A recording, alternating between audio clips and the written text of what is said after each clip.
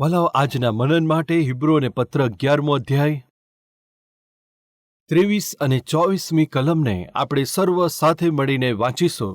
આવો વાંચીએ. વિશ્વાસથી મૂસાના માતા પિતાએ મૂસાના જન્મ થયા પછી તેને 3 મહિના સુધી સંતાડી રાખ્યો, કેમ કે તેમણે જોયું કે બાળક સુંદર છે.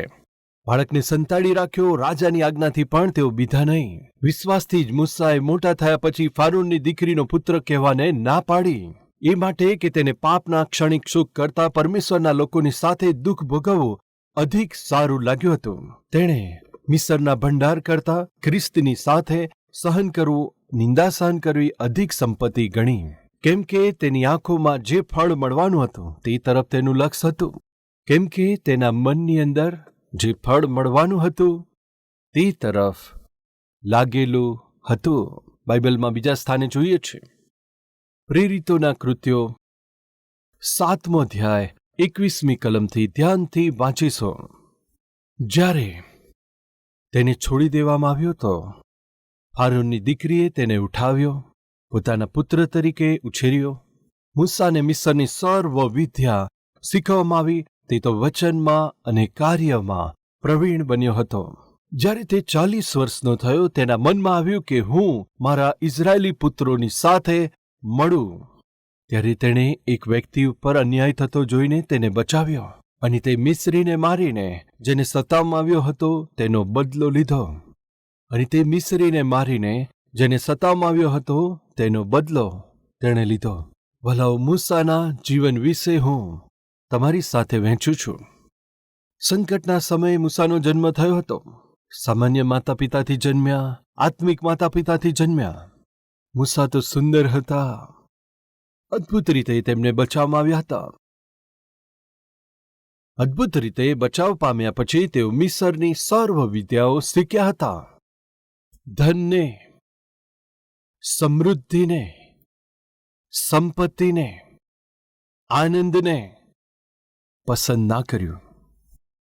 આ વિષયો વિશે તમારી આગળ વહેંચવાની આશા રાખું છું. મૂસા સામાન્ય માતા પિતા દ્વારા જન્મ્યા હતા. લેવી કુળમાં જન્મ પામ્યા હતા. તે તો આત્મિક માતા પિતા દ્વારા જન્મ પામેલા હતા. સંઘર્ષના સમયમાં જન્મ્યા. મૂસાના જન્મ સમયે ફારૂન રાજાએ આજ્ઞા બહાર પાડી હતી. તે આજ્ઞા શું હતી કે જો હિબ્રુઓને નર બાળકનો જન્મ થાય તો તેને નાઇલ નદીમાં ફેંકી દેવો. જ્યારે એવું ફરમાન બહાર પાડ્યું હતું એવા સમયમાં મૂસાનો જન્મ થયો. મૂસાનો જ્યારે જન્મ થયો ત્યારે બાઇબલ જણાવે છે કે તે ખૂબ જ સુંદર હતો. તે તો રૂપવાન હતો. 3 મહિના સુધી તેને સંતાડી રાખ્યો, અને ત્યાર પછી તેને સંતાડવું હવે મુશ્કેલ હતું. ત્યારે મૂસાની માએ તેને ટોકરીમાં રાખીને નાઇલ નદીમાં તેને છોડીને આવ્યા. નાઇલ નદીમાં તેને છોડીને આવતા તેમણે પ્રાર્થના કરી, પ્રભુ, હું મારા બાળકને તમારા હાથોમાં સોંપી રહી છું. તે ટોકરીમાં રાખીને બાળકને છોડીને પરમેશ્વરના હાથોમાં સોંપતા પરમેશ્વરે શું કર્યું? જે પરમેશ્વરના હાથોમાં સોંપ્યું હતું તેને ફારૂનની દીકરીના હાથોમાં સોંપી દીધો. જેણે છોકરો જન્મે તો તેને મારી નાખવો, તેને મારી નાખવામાં આવે એવું ફરમાન બહાર પાડ્યું હતું. તે જ ફારૂનના ઘરમાં પરમેશ્વરે મૂસાને મોકલ્યા. હવે મૂસા ફારૂનની દીકરીના હાથોમાં મૂસા પહોંચી ગયા. એ જોઈને તેની બહેન જે હતી મરિયમ ફારૂનની દીકરીની પાસે પહોંચી ગઈ. તેને દૂધ પીવડાવવા માટે શું હું કોઈને બોલાવી લાવું? શું કોઈ દવડાવી શકે તેવા ધાવને તમારી પાસે લઈ આવો? હા, જરૂરથી તેને મારી પાસે લઈ આવો. ત્યારે મૂસાની બહેન મરિયમ ત્યાંથી જઈને મૂસાની માતાને જ લઈ આવી. હવે હું પુત્રનો ઉછેર નથી કરી શકતી એમ કહીને તે સ્ત્રીએ પરમેશ્વરના હાથોમાં સોંપ્યો હતો. તે પુત્રને પરમેશ્વરે શું કર્યું? પાછું તેના જ હાથોમાં પરમેશ્વરે સોંપી દીધું. મૂસાના માના હાથમાં સોંપ્યો. કેટલી અદ્ભુત બાબત બની. પાલન પોષણ માટે ખર્ચ કોણે આપ્યા? જેમણે આજ્ઞા આપી હતી, મારી નાખજો. ફારૂનની દીકરીએ મૂસાના ઉછેરને માટે મૂસાની માતાને દર મહિને આવશ્યક ખર્ચ પૂરો પાડ્યો. કેટલા અદ્ભુત પરમેશ્વર છે! આજે કોઈ છે એવું જે કહેતા હોય કે પરિસ્થિતિ હાથમાં રહી નથી. મારું સ્વાસ્થ્ય હવે મારા હાથોમાં નથી. પરિવારની સ્થિતિ મારા હાથમાં નથી. મારા બાળકોની સ્થિતિ મારા હાથમાં રહી નથી. મારો વેપાર મારા હાથમાં રહ્યો નથી. આજે કોઈ પણ વ્યક્તિ કોઈ પણ વિષયને માટે કહે છે કે મારા હાથમાં રહ્યું નથી. એ પ્રકારના ડર અને ભયની સાથે જો તમે જીવન જીવો છો, જો તમે નિરાશાની સ્થિતિમાં આ સંદેશ સાંભળો છો, તો તમારે માટે એક શુભ સંદેશ. તમારા જીવનમાં જે વિશે તમે ચિંતા કરો છો, આ બાબત મારા હાથમાં રહી નથી, આ વાત કદાચ હું ગુમાવી બેસીશ, એ વિશે તમે ચિંતા કરો છો, તેને લાવીને મારા પ્રભુના હાથમાં સોંપી દો અને મારા પ્રભુ તે બાબતને આશીષિત કરીને તમારા હાથમાં સોંપશે. વાલાઓ, તેની માતાએ વિચાર કર્યું કે હવે બાળકનો ઉછેર તો મુશ્કેલ છે. મૂસાને ટોકરીમાં રાખીને જ્યારે નાઇલ નદીમાં છોડી દીધો, પરમેશ્વરે તેને ફરી અવસર આપ્યો, તેની પાસે લાવ્યા. વળી પાછો પુત્રને માતાના હાથમાં સોંપ્યો. માતાએ શું કર્યું? મૂસાને આત્મિક પાઠ શીખવ્યા. મૂસાને પોતાની ગોદમાં લઈને માતાએ આત્મિક પાઠ શીખવ્યા. પરમેશ્વરે કેવી રીતે મૂસાને બચાવ્યો તે બાબત શીખવી. મૂસા કેવી રીતે પોતાની પ્રજા ઇઝરાયેલી લોકોને બચાવશે તે પાઠ તેમણે શીખવ્યો. કયા કારણથી આ પ્રજાના લોકોને મિસરમાં આવવું પડ્યું હતું તે બાબતો સમજાવી. કયા કારણથી આ લોકોને ત્યાં આગળ ગુલામ બનવું પડ્યું હતું તે બાબત સમજાવી.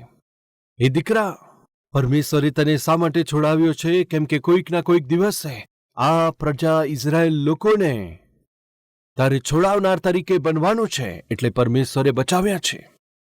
તે માએ બાળકને પોતાની ગોદમાં રાખીને આત્મિક પાઠો શીખવ્યા હતા. વાલા ભાઈઓ તથા બહેનો, ગર્ભનું ફળ તે તો પરમેશ્વર તરફથી પ્રતિદાન છે, પરંતુ તમે કેવી રીતે તે બાળકનો ઉછેર કરવાના છો એ તમારા તરફથી પરમેશ્વરને ભેટ કહેવાશે. આજે પરમેશ્વરે તમને બાળકો આપ્યા છે, એ તેમની ભેટ છે. જેવી રીતે તમે ઉછેરશો, જેવી રીતે તેમની પરવરિશ કરશો, જેવી રીતે તેમને શિક્ષણ આપશો, જે આત્મિક પાઠ તેમને શીખવશો, વળી જે સંસ્કાર તમે તેમને શીખવશો, અને જે રીતે પરમેશ્વરના ભય ભક્તિમાં બાળકોનો ઉછેર કરશો, તેમને શીખવશો, એ તમારા તરફથી પરમેશ્વરને ભેટ ગણાશે. આજે તેઓ જે કંઈ છે પરમેશ્વર તરફથી તમને ભેટ મળી છે, પરંતુ ભવિષ્યમાં તેઓ જે કંઈ બનવાના છે તો તમારા દ્વારા પરમેશ્વરને ભેટ છે. હું પૂછું છું, તમે કેવી રીતે તમારા સંતાનોને પરમેશ્વરને ભેટ તરીકે ભેટ આપવા માંગશો? આજે જ પરમેશ્વર તમારી પાસે તમારું બાળક મને જોઈએ છે. જો આ રીતે માંગે તો કેવા સ્વરૂપમાં તમારા બાળકની ભેટ આપશો? સુદારૂ પીનાર તરીકે, ભટકનાર તરીકે, વિરોધ કરનાર તરીકે, બીજા સાથે ઝઘડનાર તરીકે? હું પૂછી રહ્યો છું. માની લો તમારી દીકરી પરમેશ્વરને ભેટ આપવાની થાય તો તમે તમારી દીકરીને શું શીખવ્યું? શું ફેશન કરવું, ઝઘડા કરવા અથવા ફરતા રહેવું? આજે આપણે જોઈએ છે ઘણા બધા પરિવારમાં બાળકો જવાબદારી વગરનું જીવન જીવે છે. કારણ શું છે? માતા પિતા જવાબદારી વગરનું જીવન જીવે છે. તેમને જોઈને બાળકો પણ એમ શીખે છે. પ્રભુના દાસ ડી.એલ. મૂડી સાહેબે કહ્યું, માતાનું હૃદય બાળકો માટે પાઠશાળા છે. સામાન્ય રીતે બાળકો જે પહેલું શિક્ષણ મેળવે છે પોતાની માતા પાસેથી મેળવે છે. માં જે ભાષા બોલે છે તે જ ભાષા બાળકો પણ બોલે છે. એટલા માટે આપણે કહીએ છીએ, તમારી મધર ટંગ શું છે? શું કહે છે? તમારી માતૃભાષા શું છે? પિતૃભાષા નથી બોલતા, કેમ કે બાળકો માની ભાષા બોલે છે. માની લો માં તેલુગુ છે અને પિતા તામિલ છે. તેલુગુ સ્ત્રી સાથે તામિલ વ્યક્તિએ લગ્ન કર્યું તો બાળક કઈ ભાષા બોલશે જણાવો? તેલુગુ શીખશે કે તામિલ શીખશે? તમે જણાવશો? તે તેલુગુ શીખશે. કારણ જાણો છો? તે સૌથી પહેલા પોતાની માતાની ભાષા બોલે છે. તે સૌથી પહેલા પોતાની માને જુએ છે. તે સૌથી પહેલા શું બોલે છે? માં મળતા સુધી માં કહે છે. એક વ્યક્તિ ભલે 60-70 વર્ષનો થયો હોય, પરંતુ જો તેને કંઈક ચોટ લાગે તો માં એમ બોલે છે. કેમ જાણો છો? એ તો માં જ છે. કારણ કે જ્યારે પણ તમે બોલાવો એ માં આવી જાય છે અને તે મદદ કરવા હાથ લંબાવે છે. પરમેશ્વરની ભેટ છે. આ વિષયને ભૂલશો નહીં. એટલા માટે વાલા ભાઈઓ બહેનો, તમારા બાળકોને નાનપણથી પરમેશ્વરના બોધમાં ઉછેરવા તમારી જવાબદારી છે. તેનાથી આશીષ મળે છે. ભૂલશો નહીં. બાળપણથી જ એ બાળકે જે પાઠ શીખવાના હતા તેની માતાએ શીખવ્યો અને ત્યાર પછી તે બાળકને લઈ જઈને ફારૂનની દીકરીને આપ્યો. વાલાઓ, મૂસા ફારૂનની દીકરીની પાસે 40 વર્ષ સુધી ઉછેર પામ્યો, મોટો થયો. ઇતિહાસકાર જોસેફસે શું કહ્યું જાણો છો? ફારૂનને કોઈ પુત્ર નહોતા, ફારૂનની દીકરીને પણ કોઈ બાળક નહોતા. એ સારું, જેમ ફારૂનને કોઈ પુત્રો નહોતા અને ફારૂનની દીકરીને પણ કોઈ બાળક નહોતા, એવા સમયમાં તેમને કોઈ સુંદર બાળક પ્રાપ્ત થઈ જવાથી તેમના આનંદની હવે કોઈ સીમા ના રહી. તે બાળકનું નામ મૂસા રાખવામાં આવ્યું. કોણે રાખ્યું જાણો છો? મૂસાનું નામ ફારૂનની દીકરીએ રાખ્યું હતું. તેને પોતાના મહેલમાં ઉછેર કર્યો હતો. મૂસા તો રાજકુમાર તરીકે ઉછેર પામ્યો હતો.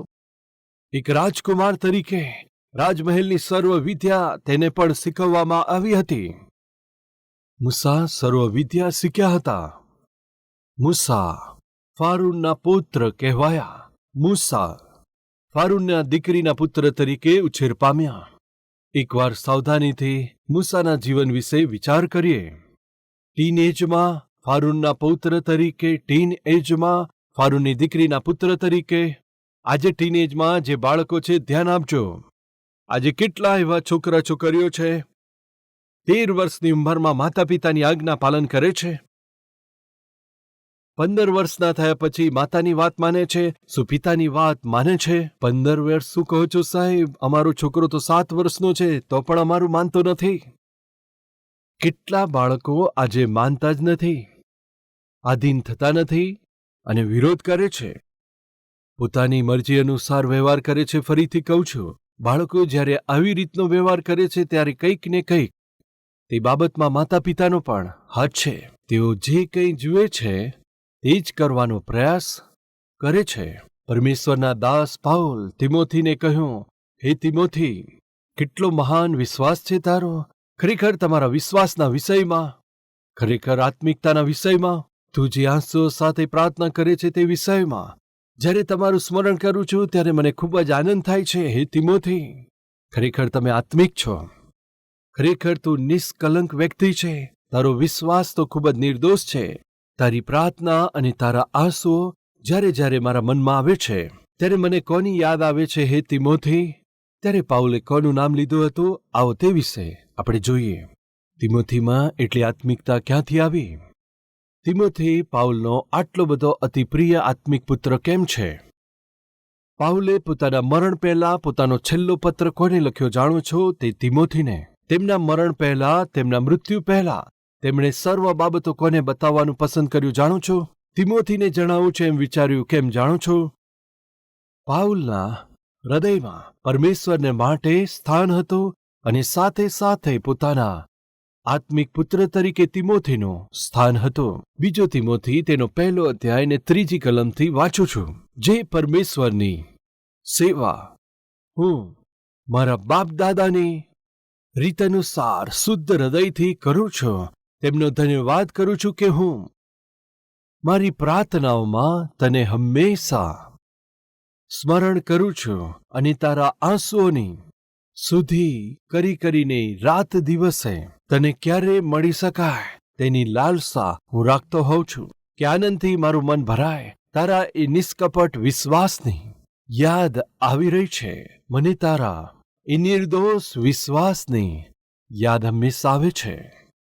તારી સેવા નિર્દોષ છે, તારો વિશ્વાસ નિર્દોષ છે.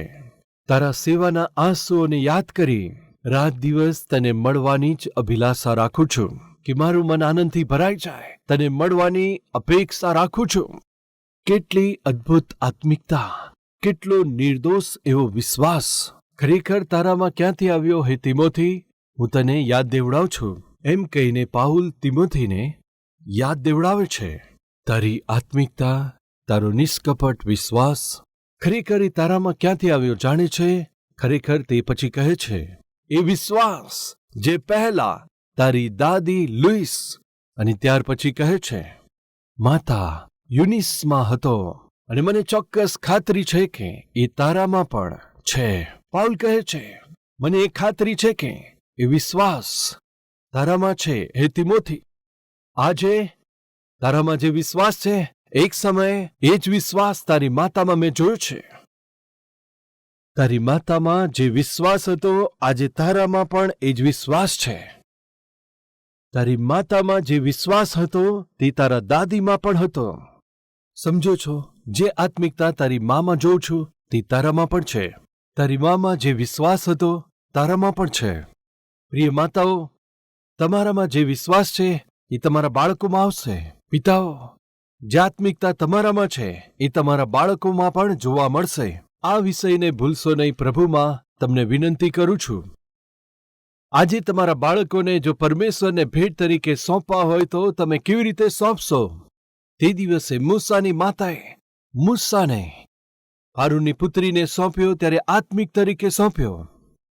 આત્મિક મૂલ્યો સાથે તેનો ઉછેર કરીને પોતાના પુત્રને ફારૂનની દીકરીના હાથમાં સોંપ્યો હતો. મૂસા આત્મિક મૂલ્યો સાથે ઉછેર પામ્યા હતા, એટલે વિશ્વાસના મૂલ્ય સાથે ઉછેર પામ્યા હતા. એટલા માટે મૂસા ત્યાર પછી ટીન એજમાં જ્યારે રાજમહેલમાં ઉછેર પામતા હતા, સમયનો સદુપયોગ કર્યો, જુવાનીનો વ્યય ના કર્યો, સર્વ વિદ્યા શીખ્યા હતા. મિસર દેશની સર્વ વિદ્યા શીખ્યા હતા. કહેવાય છે નોલેજ ઇઝ પાવર. ફરીથી યાદ દેવડાવું છું, જ્ઞાનમાં ખૂબ જ શક્તિ હોય છે. વાલા જુવાન દીકરા દીકરીઓ, તમને જે શીખવાનું છે શીખો. એ જ પ્રમાણે માતાઓ પિતાઓ, તમારે જે શીખવવાનું છે બાળકોને તે જરૂર શીખો. સમયનો બગાડ, સમયનો વ્યય જરૂર ના કરશો. કેમ જાણો છો, તમારું જ્ઞાન એ જ તમે જે શીખો છો આવનાર સમયમાં તમારા બાળકો માટે મૂલ્યવાન સંપત્તિ બનશે. મૂલ્યથી ભરેલી વિદ્યાઓ, વિવેકથી ભરાયેલું જ્ઞાન એ તમને ઉત્તમ સ્થિતિ સુધી લઈ જશે. તમારા હાથમાં જે છે અને તમે જે કંઈ શીખ્યા છો તે પરમેશ્વર આવનારા સમયમાં તેમની સેવા માટે ઉપયોગમાં લઈ શકે છે. તે ના ભૂલશો. એક ઉદાહરણ, પ્રભુના દાસ જ્હોન વેસ્લી પોતાના બાળપણમાં અભ્યાસ કરવાના સમયમાં ઘણી બધી ભાષાઓ શીખ્યા હતા. એક નહીં, બે નહીં, લગભગ 14 ભાષા શીખ્યા હતા. નાની ઉંમરમાં લગભગ 14 ભાષા શીખેલા જ્હોન વેસ્લી જુદા જુદા પ્રાંતોમાં અને દેશોમાં જઈને જ્હોન વેસ્લી લાખો લોકોને પ્રભુનો સંદેશ તેમની ભાષામાં સુવાર્તા સંભળાવી. તેઓ ઘણી બધી ભાષા શીખ્યા હતા, એટલા માટે ઘણી બધી ભાષાઓમાં વચનનો સંદેશ સંભળાવ્યો. તમે જે શીખો છો, શીખ્યા છો, પરમેશ્વર તેનો ઉપયોગ કરવા માટે તૈયાર છે. એક ઉદાહરણ તરીકે, જે કર ઉઘરાવે છે એવા કર ઉઘરાવનાર, એક ટેક્સ કલેક્ટર, તે કર વસૂલ કરે છે. કોઈ એક જગ્યા પર બેસીને આવતા જતા લોકોનો તે કર ઉઘરાવે છે. આ રીતે તેના રજિસ્ટરની અંદર કરને સંબંધિત એ માહિતી તે બેસીને લખતા હોય છે. તે પ્રાંતમાં પ્રભુ ઈસુ આવ્યા. પ્રભુ ઈસુ ત્યાં આવીને એ દાણ ઉઘરાવનારને પ્રભુ ઈસુએ કહ્યું, મારી પાછળ આવો. જેવું પ્રભુએ તેને બોલાવ્યો, તેણે પોતાની નોકરીને છોડી દીધી. તેણે પોતાનો રોજગાર છોડી દીધો. પ્રભુ ઈસુને બોલાવવાની જ વાર હતી. દાણ ઉઘરાવવાની તેની જે નોકરી હતી તે સમયે છોડી દઈને પ્રભુ ઈસુની પાછળ ચાલવા લાગ્યો. જ્યારે ઈસુની પાછળ ચાલવા લાગ્યો ત્યારે શું થયું જાણો છો? જે સમયે તે કરને સંબંધિત માહિતી લખતા હતા તે જ સમયે પ્રભુ ઈસુએ તેને મળીને કહ્યું હતું કે મારી પાછળ આવો. તે તરત જ ઈસુની વાત સાંભળીને પોતાની પેન સાથે ઈસુની પાછળ ગયા અને તે જ પેનનો ઉપયોગ કરીને એ વ્યક્તિ કે જેનું નામ લેવી હતું, તેમણે માથીની સુવાર્તાને લખી. આ રીતે બાઇબલના વિદ્વાનો કહે છે. તે જે પેન સાથે આવ્યો હતો તે જ પેનથી તેણે એક સુવાર્તા લખી. કઈ સુવાર્તા જાણો છો? માથી, કે જે પ્રભુ ઈસુના શિષ્યમાંનો એક હતો. જે પેનનો તેણે ઉપયોગ કર્યો તેનાથી જ માથીની સુવાર્તા લખી. તો વાલા ભાઈઓ અને બહેનો, તમારી પાસે જે કંઈ છે તેનો પણ પ્રભુ ઉપયોગ કરવા ચાહે છે. જો તમને ઘર નિર્માણ કરવાનું આવડે છે તો પરમેશ્વર તેનો પણ ઉપયોગ કરી શકે છે. જો તમને કાઉન્સેલિંગ તરીકે, કાઉન્સેલર તરીકે બોધ છે તો પરમેશ્વર તમારો એમ પણ ઉપયોગ કરી શકે છે. જો તમને મેડિકલ ફિલ્ડની અંદર અનુભવ છે તો પરમેશ્વર તમારો ડોક્ટર તરીકે પણ ઉપયોગ કરી શકે છે. તમે જે વિદ્યા શીખ્યા છો, જે કંઈ તમે પ્રાપ્ત કર્યું છે, તે પરમેશ્વર પોતાના રાજ્ય માટે ઉપયોગી બનાવવા માંગે છે. વલાવી સત્યને ભૂલશો નહીં.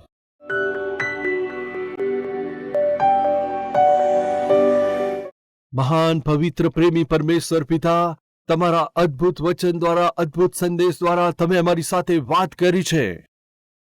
અમે જે કંઈ કામ કરીએ હંમેશા અમે શ્રેષ્ઠ પ્રયત્ન કરીએ. બીજા કરતા અમારા કામમાં અમે અધિક મહેનત કરીએ. જે કામ અમને સોંપવામાં આવ્યું છે બુદ્ધિ સાથે મહેનતથી કરીએ. એવી કૃપા આમ સર્વને આપજો, નિપુણતાને પ્રદાન કરજો. તેના ફળ સ્વરૂપે અમે તમારા નામને મહિમા આપી શકીએ તે માટે અમારી સહાયતા કરજો. અમારા તાલંત તમારા મહિમાને માટે ઉપયોગી બનાવજો. એ સત્ય છે. એટલા માટે અમે કદી પણ આળસુ ના બનીએ, પેટુ ના બનીએ, મહેનત કરનારા બનીએ. શીખવાના સમયે મન લગાવીને શીખીએ. સહાયતા કરજો. અને એ જ પ્રમાણે જે બાબતો અમારે છોડવાની છે તેને છોડી શકવાની આત્મિકતા અમને આપજો. મૂસા તેણે પોતાની ધન સંપત્તિ, અધિકાર અને આનંદને છોડી દીધો હતો પિતા, પરંતુ અમે તો નાના નાના વિષયોને છોડી શકતા નથી, નાશવંત એવી બાબતોને છોડી શકતા નથી. ક્ષમા કરો પિતા, ક્ષમા કરો પિતા. આજે જેટલા માતા પિતા તિમોથીની માતાની જેમ પોતાના બાળકને આગળ વધારવા માંગે છે, તે બાળકોને તમને ભેટ તરીકે સોંપવાની આશા રાખે છે, તેવી આત્મિકતા દરેક માતા પિતાને પ્રદાન કરજો. મૂસાની માતાએ આત્મિક બાળક તરીકે મૂસાને સોંપ્યો હતો. તિમોથીને આત્મિક વ્યક્તિ તરીકે તમારા હાથમાં સોંપ્યો. એવી કૃપા આ સંદેશ સાંભળનારા દરેક માતાઓને આપજો. દરેક જુવાન બાળકો પોતાની જુવાની બરબાદ ના કરીને પોતાને યોગ્ય બનાવી આત્મિક અને પવિત્ર જીવન જીવવાનું સૌભાગ્ય આપજો. પ્રભુ ઈસુ ખ્રિસ્તના નામમાં માંગે છે પિતા. આમેન.